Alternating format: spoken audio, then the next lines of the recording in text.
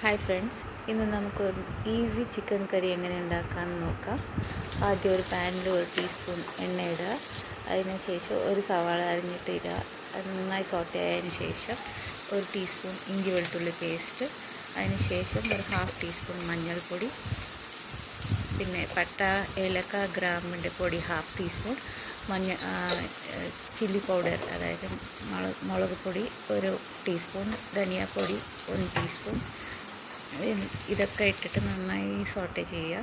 പിന്നെ ഒരു 1/2 ടീസ്പൂൺ ഉപ്പിട്ടിട്ട് ഒരു തക്കാളി അരിഞ്ഞിടുക. അതിന് ശേഷം ചിക്കൻ നന്നായിട്ട് മിക്സ് ചെയ്യുക. എന്നിട്ട് 15 മിനിറ്റ് അടച്ച് വേവിക്കുക. ഒരു കറി ലീവ്സ് പൊട്ടിച്ചിടുക. അതിന് ശേഷം കൊത്തമല്ലി അരിഞ്ഞിടുക, മിക്സ് ചെയ്യുക. നമ്മുടെ ചിക്കൻ കറി റെഡി ആയിട്ടുണ്ട്. റെസിപ്പി ഇഷ്ടമായെങ്കിൽ ഒരു ലൈക്ക് ചെയ്യുക.